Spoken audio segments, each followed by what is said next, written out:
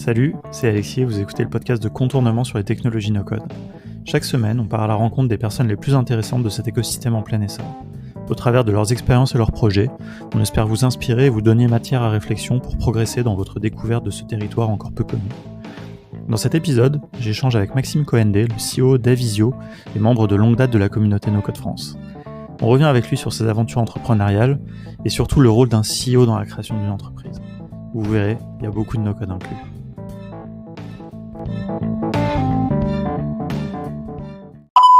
Salut Max, bienvenue sur le podcast de Contournement. Je suis très content d'échanger avec toi parce que tu fais partie de la communauté depuis ses débuts, c'est-à-dire pas si longtemps en vrai, mais ça nous ramène quand même à mi-2019, ce qui nous paraît loin maintenant, là, début 2021. D'ailleurs, je sais pas si tu te souviens, on s'était rencontrés physiquement à un petit atelier Webflow qu'on avait organisé avec Théo. Il y avait genre 7-8 personnes, et franchement, je suis pas sûr que j'y aurais cru si on m'avait dit à ce moment-là que dans un an et demi plus tard, on va dire, le Slack dépasserait les 3000 personnes, et puis que là, on ferait ensemble ce 43e épisode de ce podcast. Donc voilà, c'est assez cool, ça se fait un petit peu de nostalgie. Salut Alex, ouais, trop cool de m'inviter. Effectivement, je me rappelle à ce bon souvenir. Il me semble que c'est il y a presque 2 ans. Il y avait des Pringles et quelques badois et effectivement une dizaine de chaises qui se battaient en duel. On sentait déjà qu'il y avait une envie de votre côté de ouf de développer et déployer cette tendance, cette mouvance no-code. Donc je suis heureux d'en avoir pris part dès le début. Ouais. D'ailleurs, c'est vrai qu'il y avait beaucoup de chaises qui étaient pas occupées, hein, si tu te souviens. Ouais, c'est vrai. Et franchement, je pense que maintenant, on n'aurait aucun problème à remplir cette salle si on refaisait un événement. Bon, un jour, quand ça sera possible de faire des événements. Écoute, trêve de nostalgie. On va parler un petit peu de ton parcours, de ta société actuelle, Avisio, donc ce que vous y faites, et puis la place du no-code là-dedans. Et puis, on va aborder un petit peu le sujet de l'emploi dans le no-code. Du coup, voilà, qui est aussi un peu une de vos expertises, un petit peu voir qu'est-ce qu'on imagine là-dedans pour les années à venir. Pour bien commencer, est-ce que tu peux te présenter, s'il te plaît ? Alors, je m'appelle Maxime, je viens de dépasser la trentaine et je viens d'avoir une petite fille et ça a son importance en ce moment. Félicitations. Pour le rythme, merci. Alors pour mon parcours, j'ai un background product. C'est sûrement ça qui m'aide aujourd'hui à concevoir des workflow product. Donc j'en ai fait 4 ans dans une agence qui développait des applications dans le sport. J'aime bien me rappeler et surtout insister sur cette expérience parce qu'en agence c'est très pressurisant, on était sous-staffé, je gérais une dizaine de clients et surtout j'ai eu l'occasion de dealer avec d'énormes clients comme Canal+, ESPN, Babola, RTL dès le début à la sortie de mon stage de fin d'études. Donc c'était ultra formateur parce que ça m'a appris beaucoup de choses sur l'organisation, la priorisation, comment gérer le stress. Et surtout, j'étais sous le coup du patron, du boss, qui était un entrepreneur dans l'âme, qui s'appelle Jean-Sébastien Cruz, qui m'a pas mal poussé dans mes retranchements, challengé aussi sur le côté perso, parce que je suis un peu un faux timide. Je me souviens qu'au début, j'avais même peur d'appeler les clients, et maintenant c'est mon quotidien. Donc grâce à lui, j'ai un peu dépassé ça, et il m'a aussi donné le goût de l'entrepreneuriat, le challenge de bosser à fond pour ses idées. Et mal lui en a pris parce que ça m'a donné envie de monter ma boîte et de démissionner. Et donc à l'issue de ces 4 ans d'expérience, il y avait un moment un peu charnière qui était la Coupe du Monde 2014. Et je m'occupais de l'application officielle, donc gros sujet, gros stress. Et je m'étais dit, à l'issue de cette Coupe du Monde, soit je vais chez l'annonceur, soit je monte ma boîte. Et en fait, j'ai démissionné et j'ai monté Grappi. Grappi, c'est un moteur d'inspiration de voyage qui te permet de trouver toutes les destinations de voyage en fonction de ton budget et de date. Donc, par exemple, juste avant qu'on parle plus de ça, parce que c'est une expérience qui est super intéressante, juste ton background, qu'est-ce que tu as fait comme études ?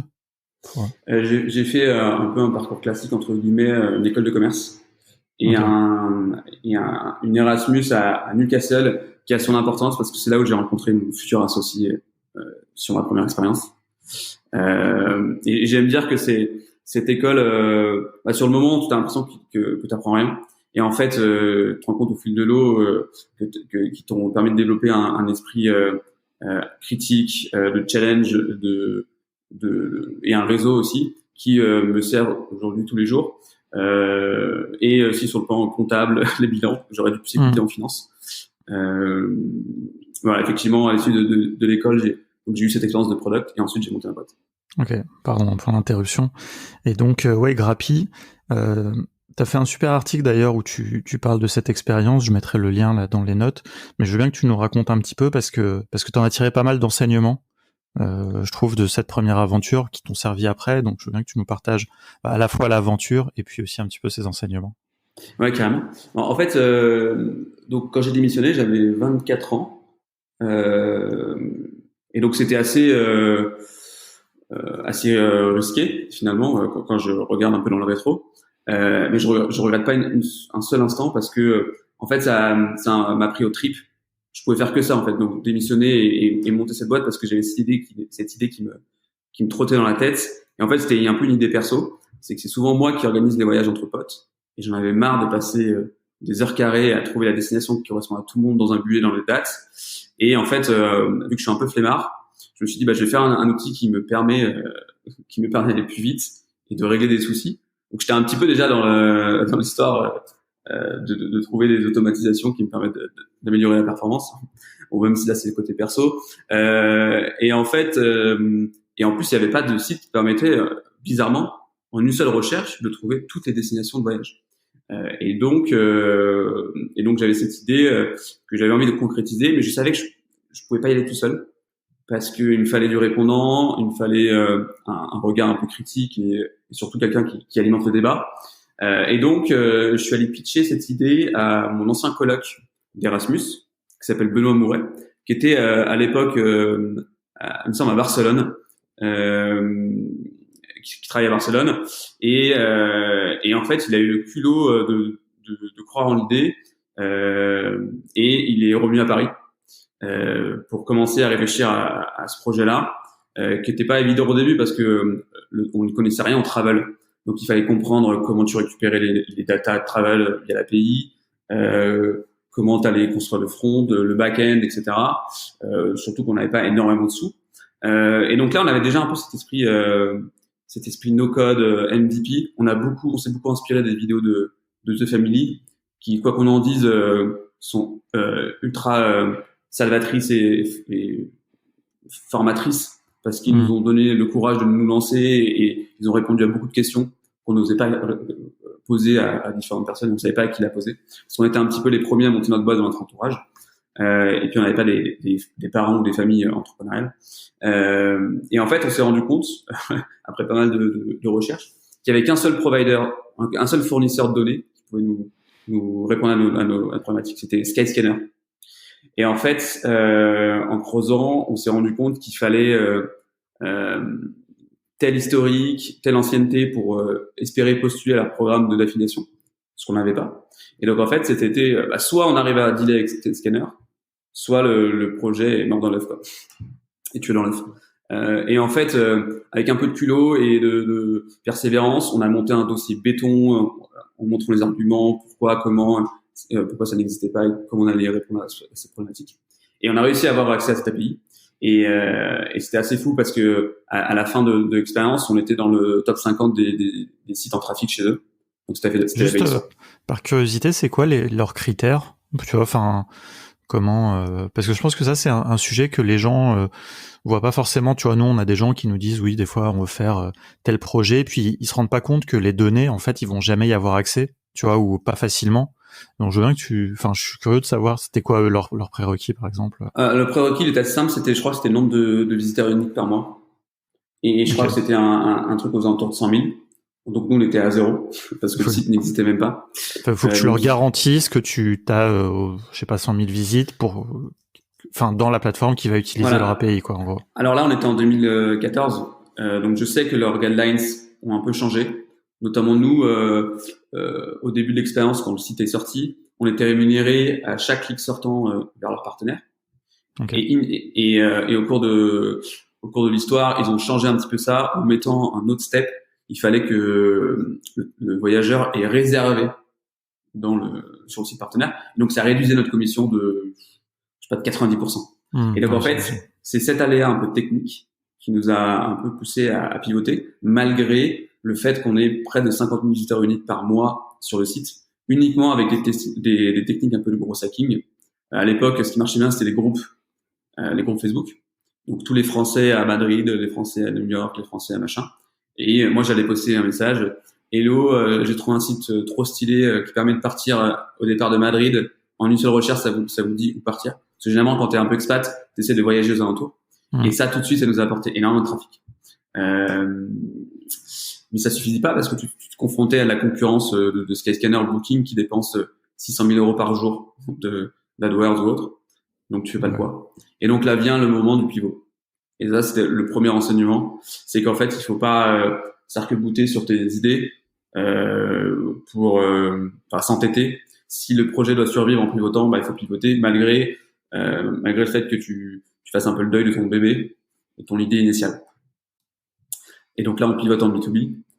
L'idée, c'est d'aller proposer aux aéroports une marque blanche qui leur permet, en tant qu'aéroport, de communiquer sur toutes les destinations qu'ils desservent au départ de leur destination. Donc, par exemple, tu vois, sur le quart sud-est, tu as une forte concurrence entre Paris, entre Lyon, Marseille, Saint-Étienne, Genève. Ils se tirent un peu la bourre. Et donc, ils avaient besoin d'un levier de com pour mettre en avant leur portefeuille de destination. Et donc là, pareil, on se confronte à un nouveau marché B2B qu'on connaissait pas forcément. Et en fait, vient un peu un moment charnière, c'est le Blend Web Mix à Lyon. Je crois que c'était en 2015. Et je vois dans la liste des participants, je crois que c'était la community manager ou la chargée de com des aéroports de Lyon. Et du coup, je la contacte en disant hello, j'ai un projet qui pourrait vous intéresser. Est-ce que ça vous dit d'échanger? Et en fait, elle me répond en disant ça tombe bien, j'ai mon boss, le directeur digital ou de l'innovation qui est sur place. Essaie de le contacter sur Twitter, je le contacte. Donc déjà, on utilise un peu les coulisses de tous les outils pour essayer d'avoir un rendez-vous. Et on arrive à le contacter, on le voit à la pause cocktail et on lui pitch ça un petit peu avec des petits fours dans la main. Donc c'était marrant. Et en fait, on fait un petit peu, j'aurais pas à le dire s'il l'écoute, mais un peu à la vérité si je mens, où on lui dit que le site est prêt, alors qu'en fait, c'est presque un PDF animé où tu ouvres la porte derrière et plus rien, quoi.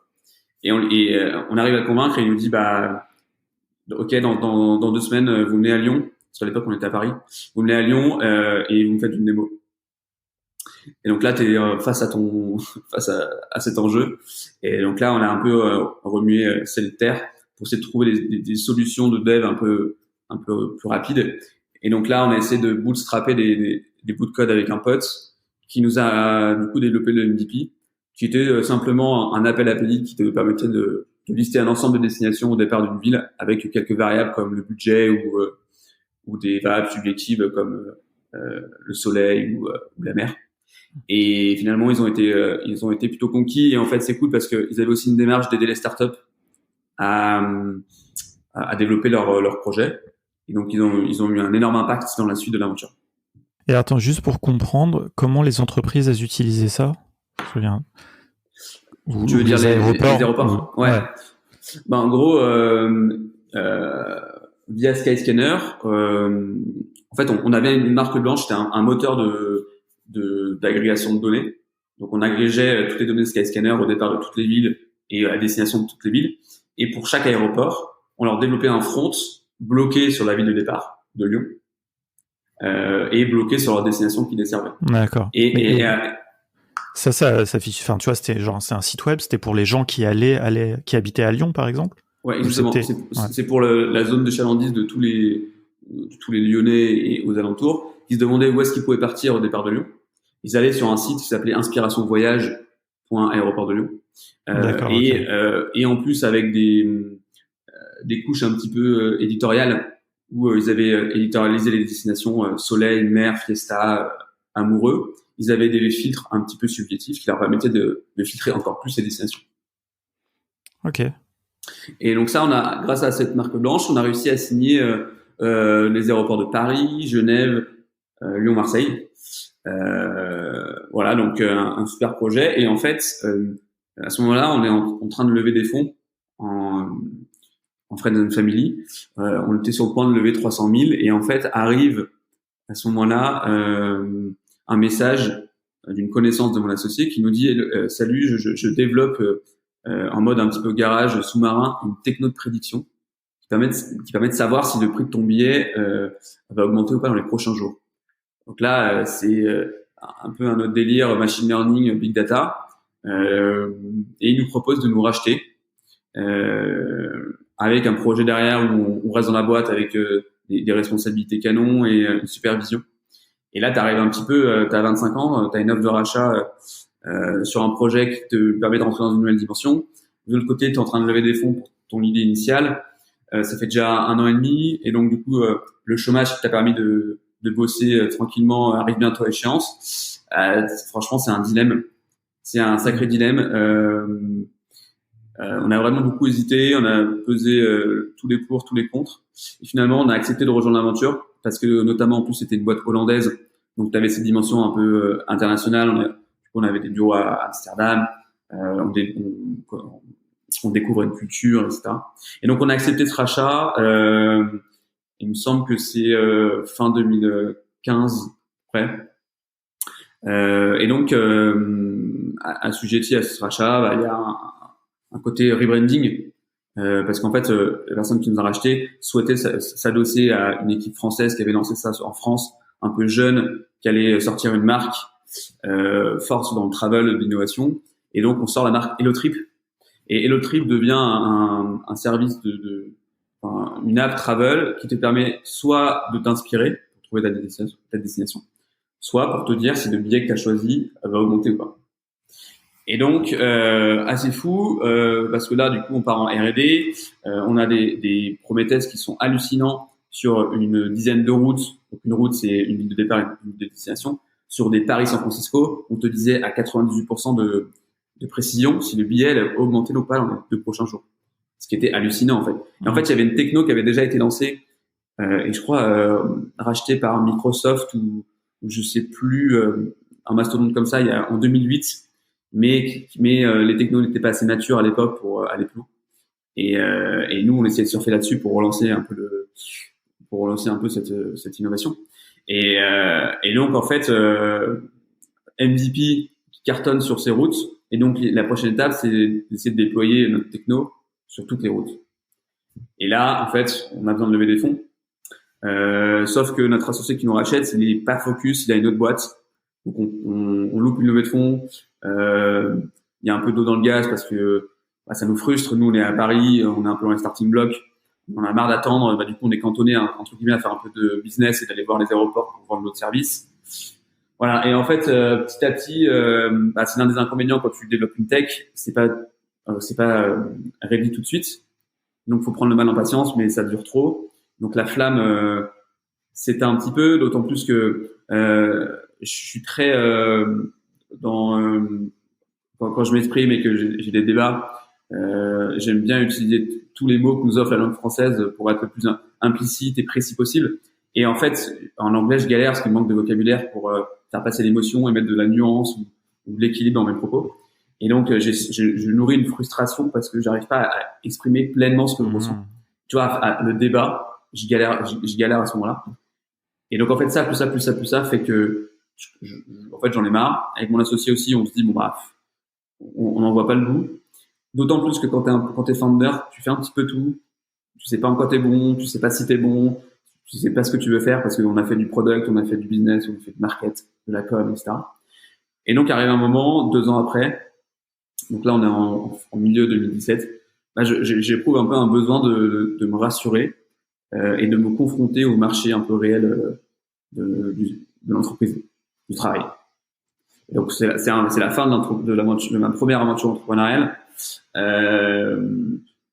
avec aucun regret parce que j'ai énormément appris. Déjà j'ai vécu un rachat avec des personnes d'une culture différente, donc des négos en anglais, découverte des us et coutumes, etc., des conseils d'avocats, de fiscalistes, etc.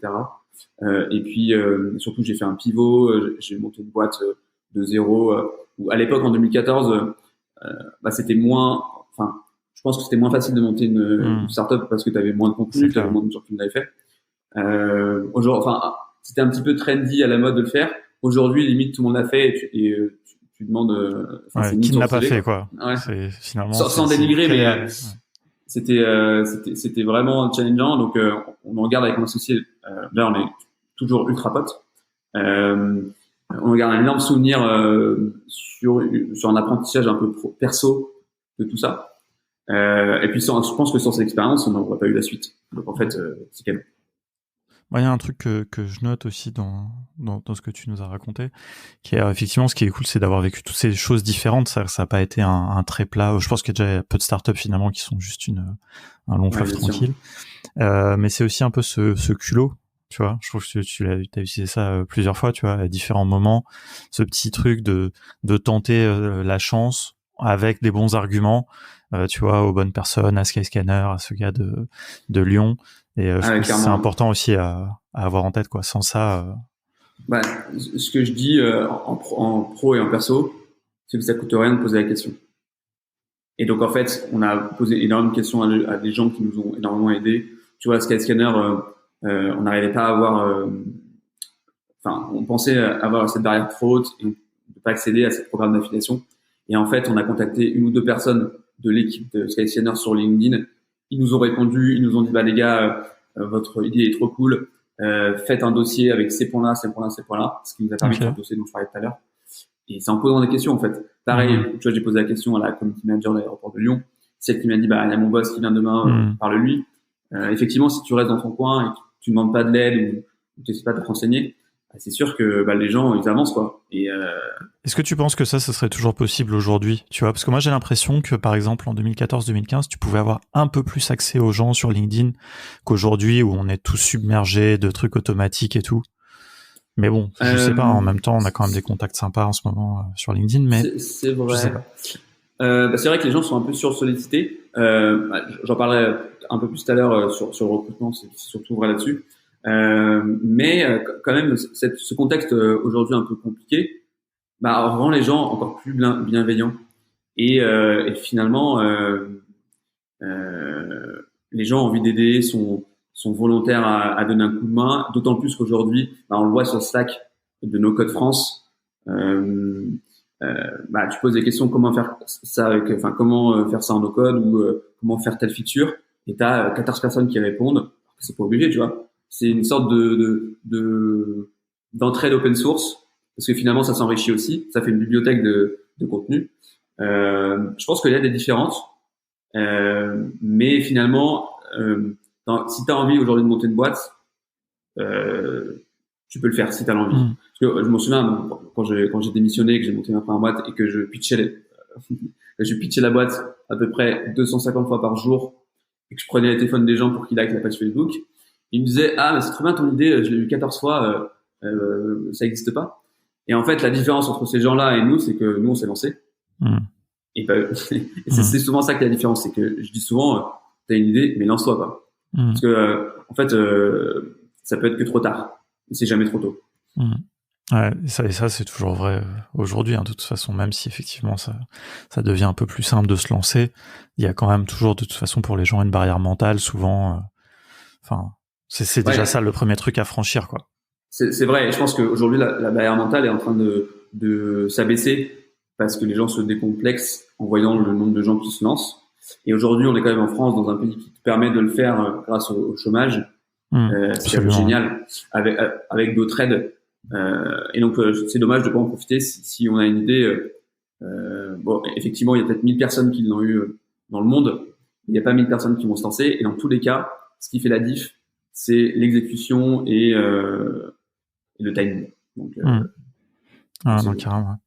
Et je pense que d'ailleurs, tu l'as dit assez justement tout à l'heure, je pense que The Family, il faut leur reconnaître quand même qu'ils ont fait aussi beaucoup pour ça, tu vois. Des fois, je trouve un petit peu avec des raccourcis, mais pour faire tomber ces barrières, leur discours, à vraiment parler aux gens, à montrer par l'exemple, avec le Lean Startup, etc.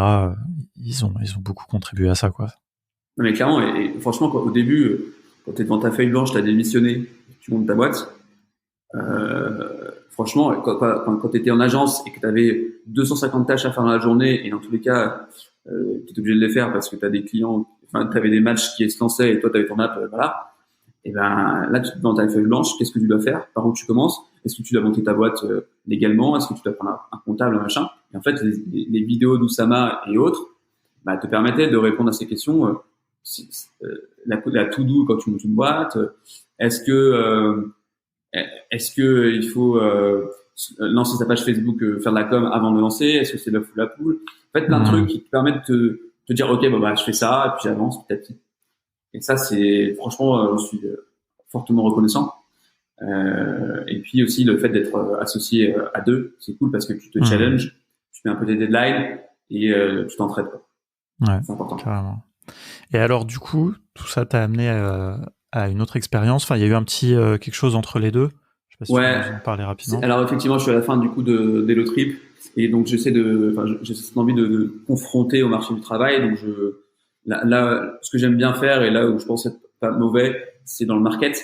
Et donc je prends une position de CMO dans une startup de la last mile delivery qui s'appelle U2U, qui était un peu le concurrent, enfin qui est toujours le concurrent de Stuart.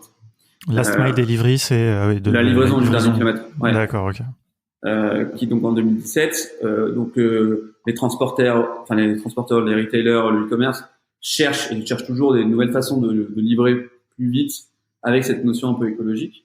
Et donc je rentre en tant que CMO. À l'époque, U2U avait deux modèles, un modèle collaboratif où en gros tu rentres chez toi et sur ton chemin tu vas prendre un colis et l'amener à ton voisin. En gros, c'était un peu ça. Ça permettait de démultiplier la force de livraison et de brancher le flux des trajets quotidiens avec le flux de livraison.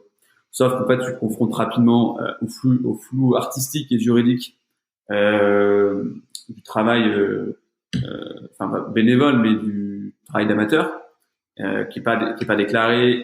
Et donc, je crois que tu avais une limite de 3 000 € par an, etc. Donc, en fait, le modèle, tu pouvais pas le scaler parce que tu pouvais pas faire des livraisons, tu pouvais pas donner 2 colis à quelqu'un. Enfin, du coup, là, tu t'es face à un mur un petit peu juridique et même long terme. Et donc, on a un petit peu pivoté en allant s'attaquer aux grands transporteurs comme DHL, qui est le client historique, qui avait en fait cette envie de déployer une nouvelle force de frappe en centre-ville pour permettre à leurs clients d'avoir des créneaux de livraison de 2 heures le soir quand les gens sont chez eux. Et donc pour ça, on a créé une flotte de coursiers à vélo. À la différence de la flotte des Deliveroo, Uber Eats et tout, quand tu es coursier chez U2U, t'as une tournée, t'as 20 colis dans ton sac, tu sais combien tu vas te faire dans la journée, t'es pas là à lancer ton app et à attendre qu'on te sollicite. Donc en fait, l'approche était un peu différente et ça a eu un beau succès auprès des coursiers qui trouvaient leur compte parce qu'on avait une rémunération plutôt attractive par rapport à la concurrence. Et donc moi, mon rôle dans tout ça, c'était de rebrander un petit peu la marque, de créer cette notoriété B2C niveau coursier et B2B niveau transporteur, et donc de jongler avec un peu ces deux univers. Donc, ce qui était canon sur la première année, parce qu'il y avait un peu tout à faire. J'ai aussi digitalisé tous les process, et c'est là où j'ai mis un petit peu le pied dans le no-code, où je commençais à faire mes premiers apps. Par exemple, quand on onboardait un nouveau coursier, ton formulaire c'était sur Typeform. Quand il rentrait à la fin de son formulaire, moi j'allais créer automatiquement un dossier Drive dans notre Drive pour consolider toutes ces données en important sa carte d'identité, sa carte vitale, etc. Dans la boucle, ça allait déclencher un MailChimp pour lui demander d'autres infos, etc. Donc je commençais un peu à créer des workflows sur Zapier. Et en fait, au bout d'un an et demi, j'ai pris le scope de CEO parce que le directeur des opérations est parti. Et donc là, j'ai touché encore plus à la logistique, on va dire terrain, métier, et à la logistique business, ops, process, où j'ai dû encore plus rentrer dans le local. Donc j'avais cette double casquette market ops et toujours ce background product qui m'a aidé en fait à un petit peu concevoir les workflows en me posant les bonnes questions sur les utilisateurs, les limites et la conception et surtout la méthode de faire des wireframes, des arbres de décision, etc. Et sauf que au bout de 2 ans, les vieux démons de l'entrepreneuriat ont ressurgi. Finalement, j'avais envie de remonter sur le vélo pour plein de raisons différentes. C'est que en fait, j'avais envie de bosser pour mon idée. J'étais pas tout le temps d'accord avec la direction, avec les recrutements, avec plein de choses. Et donc, j'avais envie de remonter une boîte. Sauf que j'avais cette première expérience qui m'a permis de savoir qu'est-ce que je voulais faire et qu'est-ce que je voulais pas refaire. Parmi les différentes choses, je voulais pas que ça soit mon idée. En fait, je voulais que cette fois on me séduise et qu'on me pitch, parce qu'en fait ma première expérience avait été drivée par la passion. C'était voilà une idée un peu perso, passion, que je voulais faire un peu pour m'amuser. Et sauf que je voulais que la deuxième idée, ma deuxième boîte, soit drivée par la raison, par le business. Et sauf que je savais que si ça avait été mon idée, bah la passion aurait un petit peu biaisé le truc. Et donc je voulais un peu me détacher de ça, et je voulais que bah, ça soit quelqu'un qui vienne me pitcher. Donc c'est quand même pas évident d'attendre qu'on vienne te la pitcher, tu vois, parce qu'il faut. Du coup, je suis là à me pitcher une idée. Et surtout, je voulais essayer de monter une boîte avec quelqu'un que je connaissais pas, parce que j'avais déjà monté une boîte avec un pote. Ça a ses avantages et ses inconvénients, et je voulais tester l'autre côté. Et donc ça, c'était quand même compliqué parce que je voulais monter une boîte, je voulais pas que ce soit mon idée et avec quelqu'un que je connaissais pas. Et donc à la fin de U2U, bah j'étais un peu le cul entre deux chaises. Est-ce que je recherche une autre expérience avec un côté un peu entrepreneurial, donc je suis allé dans les startup studios, des trucs comme ça qui me permettent d'avoir un peu les deux, d'avoir l'idée des autres, avoir un peu une stack qui me permet d'aller plus vite. Parce que aussi je voulais pas partir dans un produit R&D qui mettait 6 mois à sortir. Je voulais vraiment que ce soit business day one, quoi. Et en fait, à ce moment-là, mon associé actuel Henri me contacte sur LinkedIn, comme il sait bien faire. On se connaissait pas. En fait, on avait eu un touch point. On s'était parlé en 2015 parce qu'il m'avait demandé une mise en relation avec quelqu'un que je connaissais, mais pas plus. Et en 2017, en mars, il m'écrit, il me dit: salut Max, je cherche un associé Market Ops pour une idée que j'ai dans les RH. Est-ce que ça te tente? Et à partir de là, on a échangé, on a daté pro, perso, pour essayer de se connaître sur tous les plans. Et on a fait des trucs sympas, parce qu'on a fait un questionnaire un peu à cœur ouvert. C'est qu'est-ce qui te plaît chez ton associé en face? Qu'est-ce qui te fait peur? Si demain on pose 10 millions sur la table, qu'est-ce qui se passe, etc. On s'est échangé les réponses. Et ce qui est marrant, c'est que ça a matché. En fait, on avait les mêmes tons. Bien ça. Vous l'avez partagé ça déjà, ce questionnaire? Non, et on devrait le faire. Il faudrait que je partage un peu ça. Mais en fait, je le conseille à toutes les personnes qui me posent des questions sur la manière de se lancer avec un associé un peu inconnu. C'est ce blind test, je sais pas comment on peut l'appeler, qui permet en fait d'avoir un shot d'infos un peu perso, pro, parce que ça se trouve il avait envie de vendre tout de suite, ou il avait envie de se prendre un salaire à 100K par jour. Enfin, tu vois, tu connais pas la personnalité de la personne. Et ça nous permettait vraiment de nous projeter et de savoir quoi attendre en fait de l'associé. Et tout ça, donc voilà. Et j'ai rencontré son cercle proche, etc. Et bah ça a fité. Et donc on s'est lancé ensemble sur Avisio. Voilà. Avant qu'on rentre sur Avisio, il y a juste un truc que je note, que je trouve hyper intéressant dans ce que tu as dit. Dans ces 3 trucs que t'avais, donc monter une boîte avec quelqu'un que tu connais pas, que ce soit l'idée de quelqu'un d'autre, que ce soit pas la tienne. Je sais plus ce que c'était. Enfin, le 3e, c'était juste de monter une boîte. Je trouve qu'il y a un angle qui est intéressant, qui est l'exécution, finalement. Tu vois, c'est-à-dire que t'as envie de te détacher. Enfin, de ce que je comprends, hein, mais justement, je suis curieux d'avoir moi, ce que je vois, tu vois, c'est l'envie d'exécuter parfaitement une idée. Peut-être qu'elle nécessite que ça soit pas ton idée, et que tu connaisses pas la personne qui porte cette idée, enfin au début en tout cas, pour en être un peu détaché, pour pouvoir dire les choses, tu vois, et pouvoir vraiment être focus sur l'exécution, tu vois, peut-être. Enfin, je sais pas, j'ai l'impression que c'est vraiment une mentalité peut-être de CEO, je sais pas, enfin... T'as raison, et en fait, je pense que c'est un peu ça qui nous a manqué sur Grappi, notre première boîte, c'est qu'en fait, il y a des prises de décision qu'on n'a pas faites par, je sais pas comment, par nostalgie, orgueil, passion. On voulait pas se détacher de notre bébé, donc je pense qu'on n'a pas pris les décisions dures. Et le fait que ce soit pas ton idée, du coup, tu as un détachement un peu sentimental entre guillemets au début en tout cas. Et ben en fait, ça te permet d'avoir un regard neuf, objectif et business first quoi. Ça c'est pas bien, ça c'est bien, on fait pas ça, tu vois. Et effectivement, au moment où je cherchais un projet qui n'était pas mon idée, j'avais pas ce recul-là. Mais après coup, c'est vrai que ça nous a pas mal servi. Et en fait, aujourd'hui, on est ultra complémentaires. Donc maintenant, je considère que c'est mon idée parce qu'on a enrichi ensemble. Et en fait, on a ajouté des nouvelles briques qu'on a réfléchi ensemble.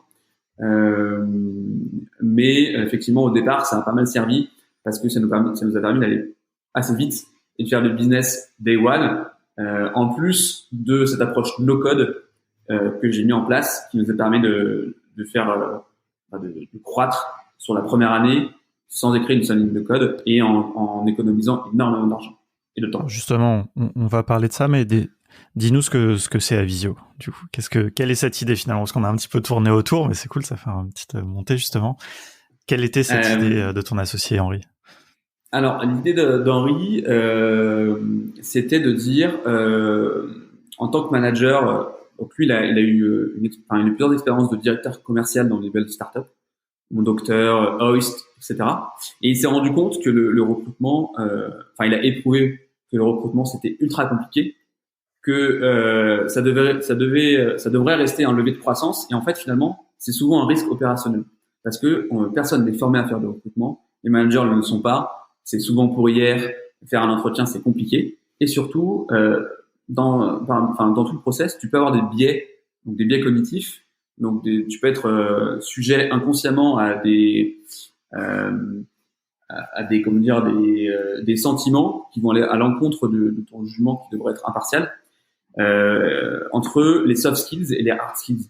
Il s'est rendu compte que dans des entretiens, si la personne t'est sympathique, si elle fait du sport que t'aimes, si elle supporte ton club, et ben en fait tu vas occulter potentiellement ces lacunes et tu vas pas aller être aussi méchant ou exigeant que tu pourrais l'être avec une autre personne. Et donc il s'est dit j'ai envie de créer un service qui permette aux boîtes de dérisquer le recrutement et d'enrichir leurs décisions. Et donc la première idée c'était de monter un service d'assessment qui allait permettre à nos clients d'auditer les hard skills de leurs candidats par une personne extérieure dans l'entreprise.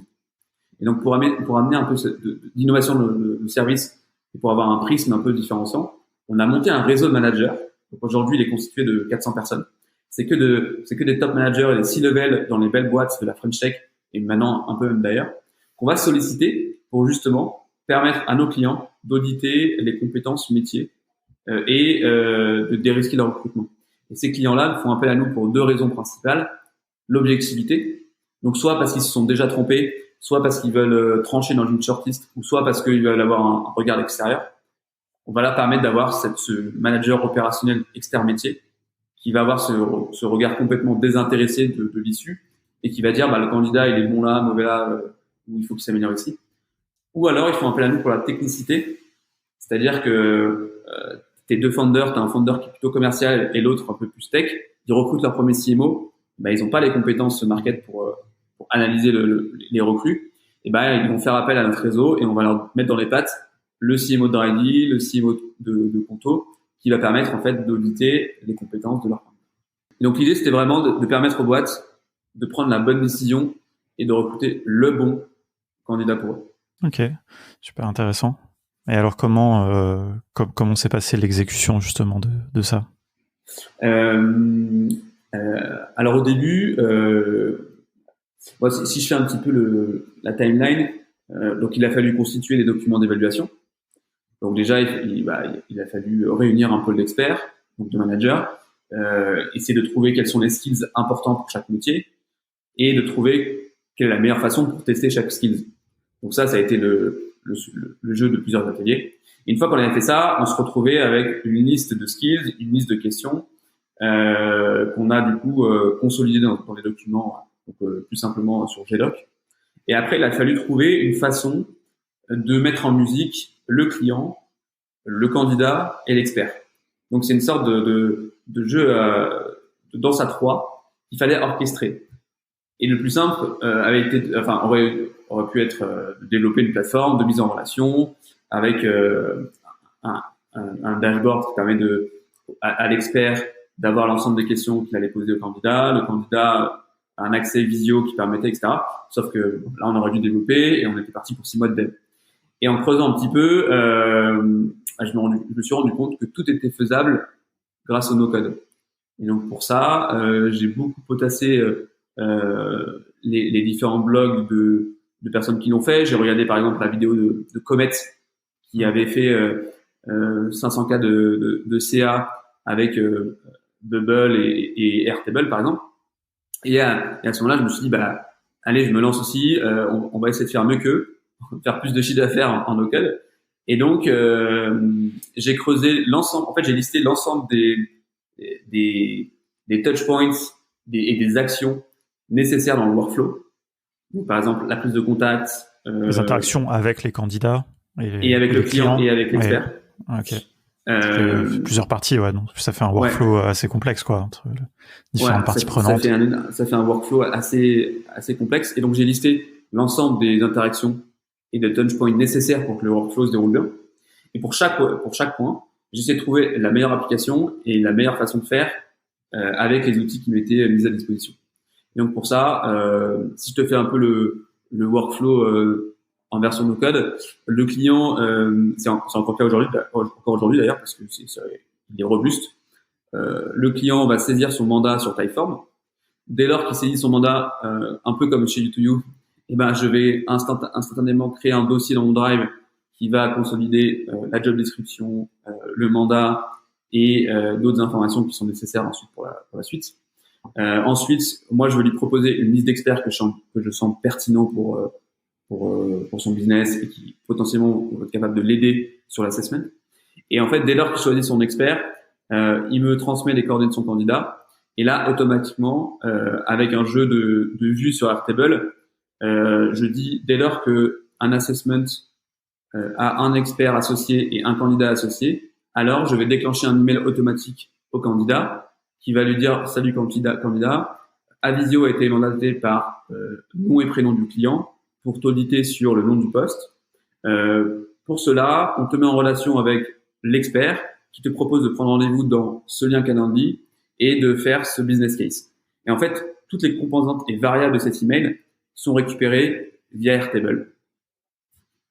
Ensuite, le candidat réserve un créneau dans l'agenda de l'expert.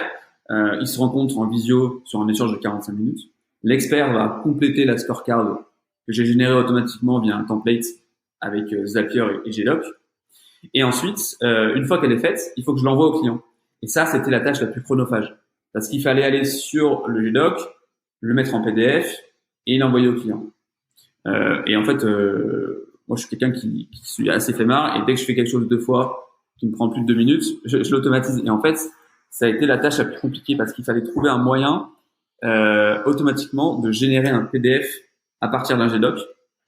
Et en fait, pour ça, j'ai trouvé un petit trick avec Zapier. Donc, si les gens écoutent et galèrent là-dessus, en gros, il faut prendre l'event Google Print qui va te permettre de transférer un GDoc en PDF et ensuite te permettre d'exposer ce PDF et de le mettre en pièce jointe d'un email. Okay, et une fois que j'ai trouvé ce petit trick, et quand je cliquais sur Airtable, j'avais un champ envoyé au client, oui. Et en fait, mon Zap se déclenchait et allait chercher le bon GDoc, le mettait en PDF, créer un email automatique avec la bonne phrase, etc. et mettait en pièce jointe ce rapport. Voilà. Et en fait, aujourd'hui, un assessment me prend 3 minutes. Et donc aujourd'hui, on en a fait un peu plus de 200. Et ça nous prend vraiment très peu de temps. Alors, il y a certaines limites quand même au no-code, c'est que tout mon workflow est un petit peu basé sur la sémantique du job. C'est-à-dire que le candidat est une recrue pour tel poste. Si jamais il y a une virgule ou un caractère qui n'est pas respecté, et en fait mon Zap ne va pas reconnaître l'intitulé du poste parce qu'il va faire une recherche sur ce nom précis. Et donc c'est un peu ces limites quand par exemple un client me demande un assessment en anglais, ce qui n'est pas prévu. En fait, vu que je vais traduire la scorecard, le Zapier ne va plus la reconnaître. Donc en fait, il faut que je fasse parfois les trucs manuels, mais ça vaut largement le coup par rapport au fait de l'avoir. Puis j'imagine que tu l'enrichis au fur et à mesure, du coup. Chaque fois, peut-être que tu dois le faire manuellement une première fois, ça te permet ensuite d'enrichir. Enfin, moi, je trouve que c'est bien des fois de toute façon, on peut pas faire le workflow parfait dès le début, tu vois, et des fois, il faut laisser des petits cas, et quand ils se présentent, le faire Exactement. à la main, et puis après, les quoi. Ce que je faisais, c'est que, vu qu'à côté, j'ai quand même pas mal d'autres missions, j'avais ce côté un peu de priorisation. C'est que si ça arrivait qu'une fois, je le faisais pas. Et si j'avais le sentiment que beaucoup de clients allaient demander la même chose, je passais du temps pour le faire. Parce que finalement, le low-code, il faut quand même bien le penser et bien le faire pour pas qu'il y ait de répercussions ou de débordements à droite ou à gauche. Et en fait, Ouais, il faut peut-être se faire une petite règle qu'il faut il faut qu'il y ait une troisième fois, par exemple, pour se dire, OK, j'investis le temps de exactement, ouais. l'automatiser ou des choses comme ça. Ouais, c'est intéressant. Ouais. Et en fait, cette partie no code m'a permis de voir et d'éprouver ce modèle et de savoir qu'est-ce qui me manquait. Et si jamais je développe une plateforme en vrai code, bah, je sais exactement ce que je dois faire et pas faire. Voilà. Et en fait, l'assessment, du coup, ça a été le premier service.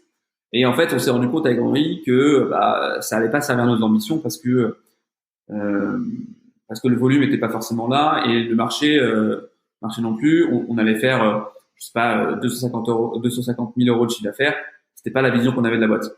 Et en parallèle, on avait énormément de clients actuels et prospects qui venaient nous voir en nous demandant de l'aide pour trouver des candidats, pour les aider dans le sourcing de leur talent.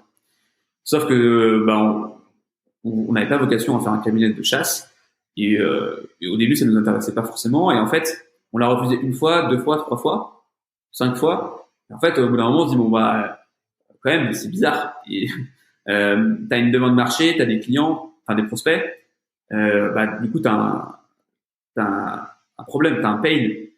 Et donc on s'est posé, on a respiré un grand coup et on s'est dit ok on a cet asset du réseau qui devient un réseau unique parce qu'on a, je pense qu'on a un manager dans toutes les boîtes du FT 120. Donc en fait, on a un pied un peu de partout. On sait que ce réseau-là a un réseau aussi énorme, donc c'est presque un réseau infini entre guillemets. On a cette demande client, donc ce pain, bah c'est parti quoi. Écoutons le marché. On a un petit peu pivoté. En fait, c'est pas un pivot parce qu'on a rajouté cette brique. Et en novembre 2019, on a lancé notre première brique de chasse de tête. Et en fait, à la différence près qu'on ne fait pas, on ne chasse pas. La Visio est un cabinet de chasse de tête qui ne chasse pas parce que tous les candidats qu'on va présenter à nos clients sont issus de la recommandation des managers de notre réseau.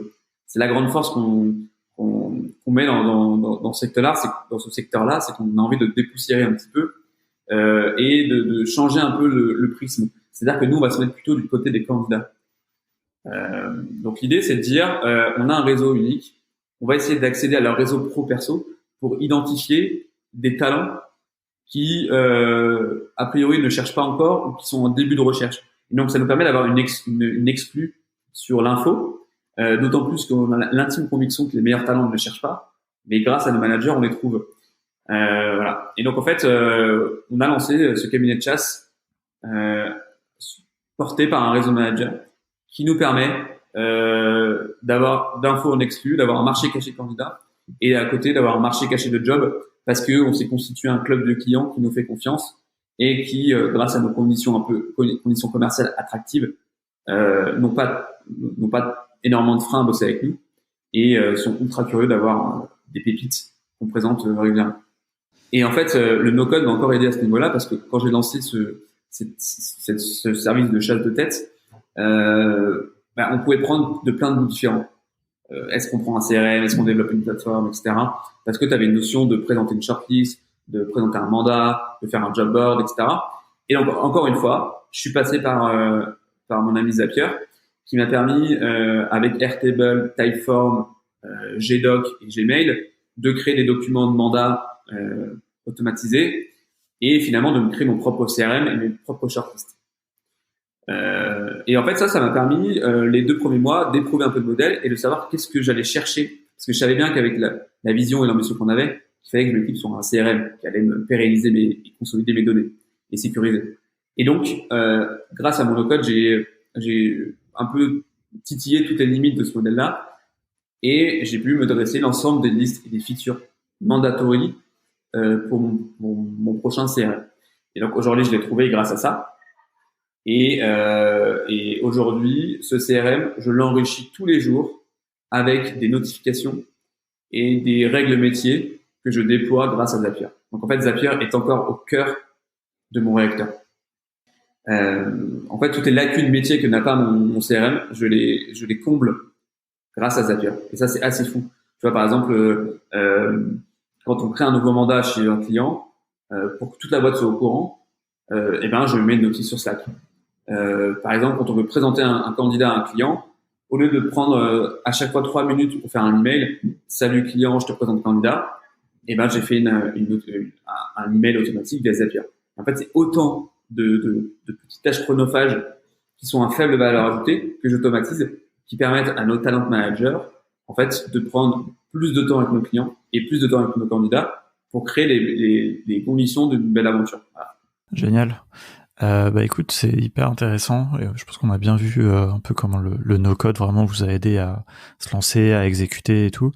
Du coup, j'aimerais bien passer sur le dernier point, s'il ne reste plus beaucoup de temps. Un peu toi, ta vision, du coup, j'ai envie de dire, maintenant que tu es dans vraiment ce métier du recrutement, du sourcing, du recrutement, est-ce que, alors je vais poser direct quelques questions, je vais te laisser élaborer, mais est-ce que tu vois un peu des demandes autour des métiers, autour des technologies no-code? Est-ce que tu penses qu'il y en aura dans 2 ans? Est-ce que tu as des conseils peut-être pour les gens qui se lancent aussi, tu vois, là-dedans, pour se vendre? Enfin, peut-être ça peut être une deuxième question, mais voilà, enfin, un petit peu le tour d'horizon. Alors aujourd'hui, je remarque pas chez les clients, je vois pas de poste ouvert typiquement sur no code. En revanche, il y a, il y a une certaine norme qui se met en place chez les clients dans leurs exigences et dans leur recherche, c'est qu'ils attendent à ce que les recrues, les candidats, euh, aient une sorte de panoplie d'outils qui leur permettent d'être plus performants au quotidien. Donc, par exemple, sur un gros hacker ou un acquisition manager, ils vont attendre à ce que la personne soit à l'aise à gérer Funbuster, soit à l'aise à gérer Zapier, connaissent parfaitement Slack, connaissent parfaitement la notion d'aller pas scraper, mais d'aller exploiter une URL LinkedIn par exemple, de tester des outils comme Lemlist. En fait, ils cherchent plutôt ce mindset un peu débrouillard et autonome qui est rendu possible par les outils no-code en fait. Et donc ça devient presque une norme. C'est-à-dire qu'il y a ce côté débrouillard, mindset un peu explorateur. Ça c'est certain. Ça va être beaucoup dans les métiers des ops, j'ai l'impression. Enfin, c'est marrant, tu vois, parce que moi, j'ai vraiment vu ce truc. Enfin, on a tous vu, je pense, tu vois, tous ces métiers. Moi, je viens du dev, donc j'ai vu les DevOps arriver. Là, on a eu il y a 2 épisodes, les BizOps de chez Tiller qui nous ont parlé de leur métier. Il y a des grosses ops. C'est toi qui m'en as parlé, d'ailleurs, je crois. J'ai même entendu parler de design ops, tu vois, des mecs qui vont chercher tous les outils pour les designers. Et c'est peut-être ça en fait finalement. Il n'y a pas le monocode dedans et c'est pas grave, mais il y a un boulevard, j'ai l'impression, un peu autour de Ouais, mais je pense qu'effectivement autour des outils quoi et du mindset ouais, comme tu dis.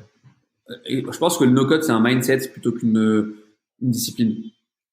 C'est vraiment de te dire bah, j'arrive à mes fins en interconnectant ou en choisissant le bon outil. Et pour choisir le bon outil, eh ben il faut tester et il faut avoir cet esprit critique de ok cette feature elle me sert mais est-ce que sur l'étape d'après elle me permet de le faire? Ah bah non, et ben du coup je comble ce manque avec un Zap ou avec un Targroma ou autre.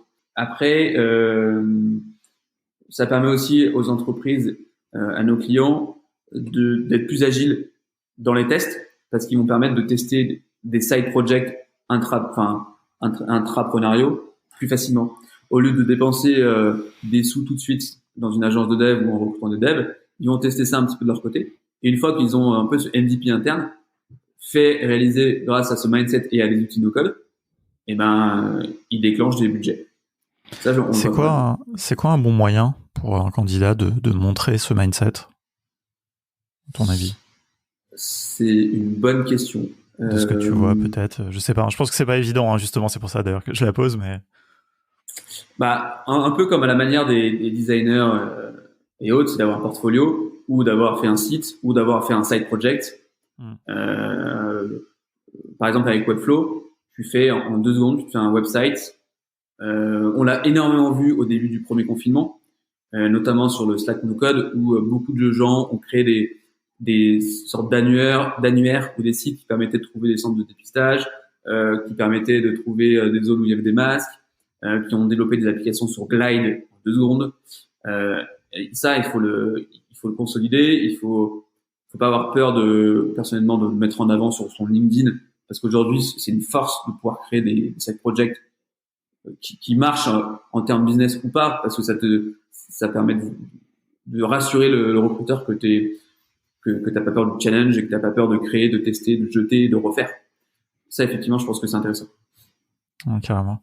On arrive sur la fin. C'est hyper intéressant et je suis sûr qu'on aura l'occasion de s'en reparler peut-être, je sais pas, dans un an, on va voir justement tout ça mûrir, parler peut-être des nouveaux métiers qui arriveront, ou en tout cas l'évolution là de tout ce qu'on vient de décrire. Pour finir, j'ai une petite question justement. Tu parlais de side project, on demande ça à tous nos invités. Est-ce que toi, tu as une idée de un petit side project, un truc que tu ferais avec des outils no-code? En fait, j'aimerais bien me faire un side project perso qui me permette d'organiser un peu mes tâches quotidiennes perso qui sont chiantes à faire, gestion du budget, centralisation des documents perso, un peu ce que permet Notion en fait. Ouais. Sauf qu'aujourd'hui je suis tellement accaparé par trouver des petites bidouilles pour la visio que finalement j'ai plus d'espace libre dispo pour réfléchir à du side. Là, mon petit side project, ça va être mon site pour mon mariage que je vais faire avec Webflow, je pense, où je vais m'amuser à faire un formulaire assez facile et des relances automatiques quand nos amis les invités n'auront pas répondu. Bah voilà, ouais, quand même un bon usage d'automatisation dans la vie perso. Ouais. Et après, j'ai un side project entre guillemets chez Avisio, c'est que la nouvelle étape de croissance chez nous, ça va être de productiser notre écosystème. Je te le fais en triangle, tu as les clients, les talents et notre réseau. Et l'idée, c'est de permettre à ces trois entités de nous permettre d'aller plus vite, plus loin. Et donc là, j'ai besoin de développer un vrai produit. Et c'est un peu un side project en interne, même si c'est du code. J'ai, grâce à toute mon expérience no code, éprouvé tous les process pour savoir qu'est-ce qui me manque et comment développer le truc bien tout de suite. Voilà. Et encore, je te dis ça, avec l'agence de dev, il y a certaines features qui ne sont pas possibles avec l'API, et j'ai encore des pansements Zapier qui me permettent de déclencher des automatisations. Donc il est toujours là, mon ami. Ouais, bon, bah, c'est parfait. Bon, c'est bien, en plus, comme ça, tu nous as donné une petite preview de votre feuille de route, puisque c'était une de mes questions qu'on n'a pas eu le temps d'aborder. Et bah, écoute, super, merci pour tout. Où est-ce qu'on peut te suivre? T'es sur le Slack de No Code France, donc pour continuer la discussion là-bas. Je suis sur le Slack de No Code France. Je suis sur Twitter, et ajoutez-moi sur LinkedIn sans problème. Et puis si vous avez envie de changer de challenge pro et de trouver un nouveau taf, venez nous voir sur Avisio. On est dispo sur Paris et on a lancé Avisio Région, qui permet en fait d'exfiltrer les talents parisiens qui veulent quitter Paris mais qui veulent pas quitter leurs ambitions, ou même les talents locaux. Mais l'idée, c'est de placer toujours ces candidats dans les meilleures boîtes ambitieuses. Voilà. Cool, super, bah, bon courage pour tout ça. Je pense que il va y avoir de la demande et il va y avoir besoin de tout ça, de ces talents. Merci beaucoup. Merci, je Alex. Ne pas plus en retard et puis à très bientôt alors. Salut, bye. Merci beaucoup.